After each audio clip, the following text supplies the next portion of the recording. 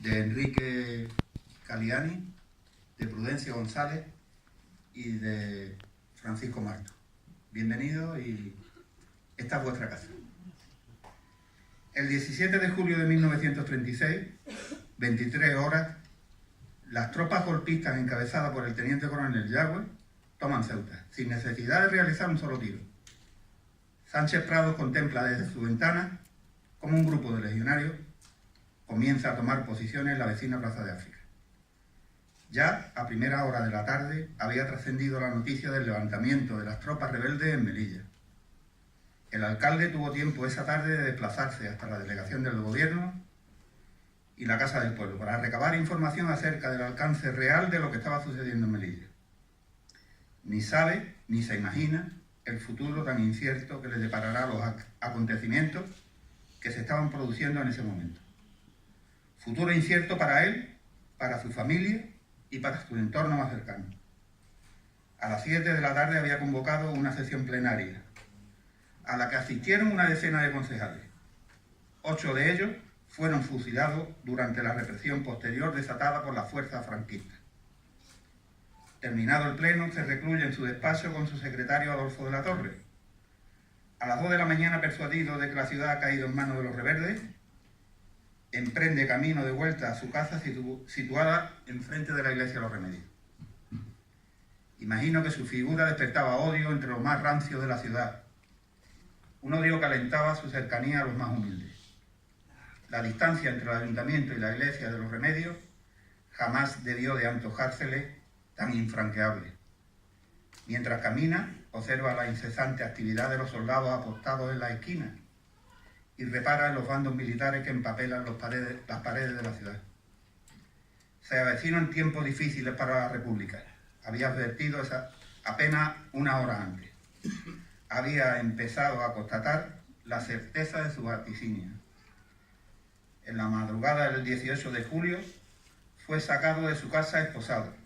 Tras despedirse de su mujer y de sus 4 hijos, le manifiesta que en unas horas, cuando todo se aclare, estaría de vuelta, que no se preocuparan por él. Y tras besarlo, lo bajaron a empujones por la escalera. Esa madrugada durmió en la comisaría. A la mañana siguiente fue trasladado al campo de concentración de García Aldave. Ceuta, en la primera hora del golpe, se convierte en una ciudad llena de miedo y de recelos. Desde esa misma madrugada, las fuerzas sublevadas, con la ayuda de las patrullas falangistas, comienzan las detenciones selectivas y los asaltos a la sede de los partidos políticos y de los sindicatos. Las detenciones la misma madrugada son numerosas. Los listados de políticos y sindicalistas debían estar realizadas desde bastantes días anteriores al golpe. En pocas horas se comenzó a encarcelar a las principales autoridades de la vida republicana ceutí, llegando a haber meses después, según declaraciones de un alto jefe militar, más de 2.000 detenidos. Quedaba meridianamente claro que uno de los objetivos principales de los golpistas era la eliminación de todo rastro del alcalde republicano, la eliminación de su familia y la eliminación de su entorno más cercano. El primer objetivo era Sánchez Prado. Sánchez Prado fue juzgado en un consejo de guerra sumarísimo junto a su secretario particular, Adolfo de la Torre, y 2 vecinos de la barriada del Sarchal. El consejo de guerra falla que debe condenar y condena a los procesados Antonio López Sánchez Prado, Adolfo de la Torre Guillén, Ángel Guijo Higuero y Fidel Vélez Roldán a la pena de muerte por el delito de rebelión militar. Los militares golpistas condenaban al alcalde republicano por rebelión militar. Vaya ironía. Cuando las manecillas del reloj apenas tenían consumido los primeros minutos del 5 de septiembre de 1936, el juez militar en compañía del secretario se desplazan a la celda de los encausados, se les ordena se pongan en pie, procediéndose a la lectura íntegra de la sentencia. Cuando comenzaba a despuntar el día, a las 6:30 llegó el piquete de ejecución. A las 8:30 lo sacaron del calabozo esposado y fueron introducidos en una camioneta. Tras recorrer los escasos 3 kilómetros que los separan del lugar de la ejecución en la playa del Tarajal, los disponen frente al pelotón, formado por 20 soldados regulares, También están presentes varias compañías de representación militar. Todo desproporcionado. Todo para fusilar a 4 inocentes. Se produce la descarga y tras caer los ajusticiados a la arena de la playa, el capitán médico certifica las defunciones. 4 inocentes, 4 hombres buenos acababan de ser asesinados.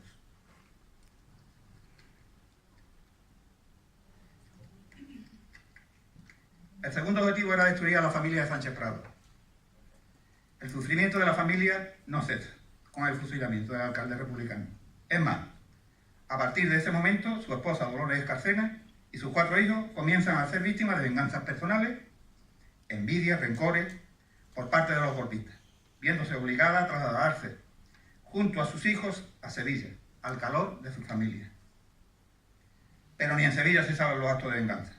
Siendo finalmente víctimas de una trampa, terminan Dolores Escarcena y su hija Carmen acusadas por sedición e ingresadas en la prisión de Sevilla. Madre e hija estarán presas hasta 1940. A los pocos años, el 20 de abril de 1946, Carmen, la hija de Sánchez Prado, fallece debido a las penurias pasadas en la cárcel. El segundo objetivo estaba conseguido por los golpistas. Tercer objetivo, el entorno de Sánchez Prado. Hasta ese momento, todo lo relatado y todo lo que yo he relatado es conocido públicamente, gracias sobre todo a los libros y artículos publicados por nuestro compañero y amigo Paco Sánchez Montoya. Lo que no sabíamos, con los detalles que hoy conocemos, es que el alcalde Sánchez Prado disponía de un servicio de seguridad, compuesto por un grupo de guardias municipales. Un grupo de hombres honrados. No era de extrañar este tipo de servicio, pues eran tiempos convulsos en Ceuta y la figura del alcalde podría convertirse en diana de disputas políticas. Los guardias que formaban este servicio de escolta lo componían el cabo Juan Salvo Pastor y los guardias Julio Pardo, Prudencio González, Enrique Caliani, Cecilio Fernández, Joaquín García y Víctor Sánchez. Este grupo de 7 guardias no se les pasó por alto a los golpistas y desde el mismo día 18 de julio se empezaron a producir las detenciones de los mismos. El mismo día 18 de julio de 1936 son detenidos el cabo Juan Salvo junto con el guardia Enrique Caliani. Cecilio Fernández García es detenido el 10 de agosto. El 13 detienen a Julio Pardo. A Prudencio González Martín lo detienen el 7 de septiembre del mismo año. A Joaquín García el 21 de septiembre de 1936. El joven ceutí Francisco Martos Hernández es detenido el 21 de septiembre a las 17 horas y correrá la misma suerte que este grupo de policías. Su historia es digna de escribir un libro. Los 7 guardias municipales detenidos estaban afiliados al gremio de dependientes municipales afecto a la Unión General de Trabajadores y el joven Francisco Martos al gremio de empleados de oficina de la UGT. Todos ellos frecuentaban la Casa del Pueblo, sede del PSOE y de la UGT. En los diferentes interrogatorios a los que son sometidos, nunca niegan su pertenencia a la UGT. Nunca. Se empiezan a abrir diligencias, se producen interrogatorios, se realizan declaraciones y comienzan las venganzas. El Consejo de Guerra ya estaba en marcha. Los guardias, componentes de la escolta del alcalde Sánchez Prado, son denunciados uno a uno de manera vil por 2 compañeros del cuerpo. Se ensañaron con ellos. Los guardias CHP y MPP no tienen compasión de sus compañeros y los acusan de comunistas propagandistas, de frecuentar la Casa del Pueblo, que amenazaban junto al alcalde Sánchez Prado a los compañeros que no se querían afiliar al partido, etcétera, etcétera, etcétera. Todo ello sin la más mínima prueba, y a sabiendas de que dichas acusaciones le acarrearía a los acusados de manera inexorable la pena de muerte. La historia del joven ceutí Francisco Martos, como comentaba antes, es digna de escribir un libro. Este joven vivaracho e inquieto, de unos 20 años, decide a mediados de los años 30 irse a recorrer el mundo, con el objetivo de estudiar y de ir adquiriendo conocimiento. Recorre Brasil, Venezuela, Estados Unidos, Europa. Estando en Estados Unidos estudiando, recibe una carta de su madre, Faustina Hernández Cánovas, en la que ésta le pide que vuelva a España, pues ha recibido una carta donde le llaman para cumplir el servicio militar. Él se niega a retornar. La madre insiste, le comunica que tiene un gran disgusto, pues le han dicho que si no se incorpora al ejército, le declararán prófugo, además de perder la nacionalidad española. Él, al tener conocimiento del gran disgusto que padece su madre, abandona sus estudios y la plácida vida que disfruta en los Estados Unidos y vuelve a España. Vuelve a Ceuta. Jamás se podría imaginar el joven Francisco que aquel retorno para servir a su patria le acarrearía tan fatales consecuencias.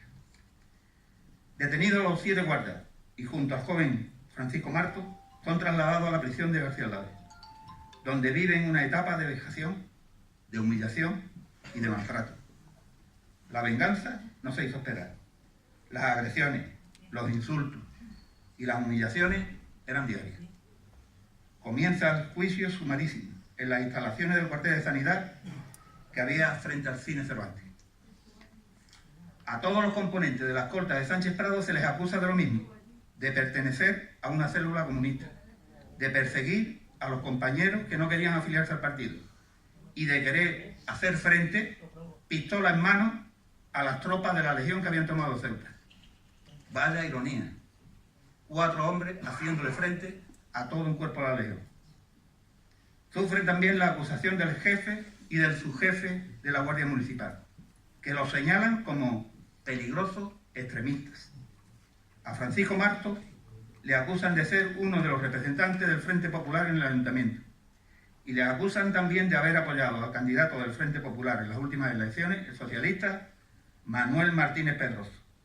Le confunden con un hermano que tenía con el mismo nombre, dándose la circunstancia de que parte de la documentación que se utilizaba como cargo pertenecía a su hermano, que se llamaba también Francisco Martos Hernández. Francisco Martos, que era de profesión bombero. A Prudencio González le eligen sus compañeros como presidente de la Mutua de Guardias Municipales de Ceuta, entidad que persigue fundamentalmente hacer más agradable la vejez de estos guardias, garantizándoles una pensión digna. Prudencio aconseja a todos sus compañeros se apunten a dicha mutua, pues ese acto le supondría un bienestar general para todos. Los golpistas le dan la vuelta a la historia y en el Consejo de Guerra acusan al pobre Prudencio de hacer campaña entre sus compañeros para que se afiliaran al Partido Comunista. Todos los testigos que le propone Prudencio hablan maravillas de él. Dicen que es trabajador, formal, que jamás ha faltado al trabajo, en fin. Como se decía entonces, era un hombre cabal. Pobre pero Prudencio lo tenía negro. Sus denunciantes, los 2 guardias traidores, no tienen compasión de él. Y cada vez que declaran, le echaban más mierda encima. Igual le ocurrió al guardia Enrique Caliani, que ingresó en el cuerpo unos meses antes del golpe militar. Comentaban que era un hombre discreto, muy apreciado por sus compañeros, los cuales respetaban, a pesar de su juventud. Los golpistas lo sabían, y por ese motivo fue uno de los primeros detenidos. Lo detuvieron el mismo 18 de julio del 36. El perfil de Enrique Caliani no pasó por alto para Adolfo de la Torre, secretario de Sánchez Prado, que aun llevando a Enrique unos pocos meses en el cuerpo, le ofrece pasar a formar parte del servicio de escolta de Sánchez Prado, propuesta que Caliani acepta, realizando también funciones de conductor del alcalde. El Consejo de Guerra transcurre de manera inexorable y el 10 de julio de 1937 se celebra el juicio oral y el mismo día se dicta sentencia, siendo condenados a la pena de muerte Francisco Marto, de 26 años, soltero, Víctor Sánchez, 34 años, casado, Joaquín García, 33 años, casado, Juan Salvo, 47 años, casado, Julio Pardo, 42 años, casado. Prudencio González, 42 años, casado. Enrique Caliani, 30 años, casado. Cecilio Fernández, 35 años, casado. Exactamente 6 meses después, el 10 de enero de 1938, se ejecuta la sentencia. Se dan las órdenes oportunas para que un piquete de regulares número 3 se encuentre a las 6 de la mañana en la explanada de la Puerta de Málaga de la fortaleza del Monte Acho. Los condenados que se encontraban durmiendo los despiertan a patadas y golpes. Y sin apenas tiempo para vestirse, les ordenan que firmen el enterado de la ejecución de la sentencia. Perdón por lo que voy a decir. Con 2 cojones se niegan y ninguno de ellos firma.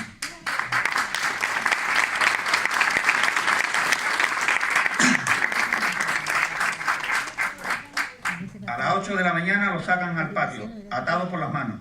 Los colocan junto al muro a empujones, se da la orden y se produce la descarga. 8 hombres buenos e inocentes acababan de ser asesinados. Al mismo tiempo, 8 mujeres se preparaban para vivir un calvario, un infierno, unos tiempos de penuria y en algunos casos de hambre. Desafortunadamente, de esas 8 mujeres, de esas 8 luchadoras, tenemos localizadas nada más a 3 de ellas. Socorro Ojeda Moreno, esposa de Prudencio González. Tenía 7 hijos con Prudencio, más una hija de un anterior matrimonio. Con ese panorama, imaginaros las de calamidades que tuvo que soportar Socorro. Luchó y trabajó lo indecible y sacó adelante a todos sus hijos, haciendo de todos ellos personas honradas, trabajadoras y honestas. María España Vergara, esposa de Enrique Caliani. En el momento de la muerte de su marido, tenía 3 hijas. Marilú, que nos acompaña esta tarde aquí, Concha y Enriqueta. Marilú nos acompaña esta tarde aquí y en aquel momento tenía 7 años. Me cuenta, en las diferentes conversaciones que he tenido con ella, que se acuerda de todo. Esta mañana me contaba que una de las veces que iba a visitar a su padre con su madre, salía el padre y salía con la cara destrozada. La criatura le decía a la madre que le había pasado a su padre. Dice que se acuerda de todo, se acuerda del jergón de paja donde dormía el padre, la caja de madera con una toalla encima que hacía las veces de mesita de noche. Me cuenta Marilú que el día que avisan a su familia que su padre se encuentra en el depósito de cadáveres, acuden su madre y su tía, y que en un despiste de un soldado que custodiaba los cuerpos, su tía le pudo quitar la cuerda que ataba las manos de su padre, cuerda que aún conserva. Faustina Hernández Cánova, madre de Francisco Marto, me comenta a la familia que desde que se entera de que su hijo ha sido ejecutado en la fortaleza del Monte Acho, jamás volvió a pisar la calle. Seguramente sería por no verle la cara a los asesinos de su hijo. Estoy seguro de que esta mujer, el remordimiento de haber casi obligado a volver a España a su hijo, no la dejaría vivir el resto de su vida. Me cuentan que cuando fueron a recoger el cuerpo de Francisco, se encontraba con un abrigo puesto y debajo en calzoncillos. No le habían permitido ni de vestirse. Desde ese momento, la historia de estos hombres y mujeres forman parte, desde este mismo momento, de la historia de Ceuta. De la historia negra de Ceuta. Pero en definitiva, es nuestra historia. La historia de nuestro pueblo, que espero y deseo que jamás se vuelva a repetir. Compañeras, compañeros, ¡viva la Unión General de Trabajadores!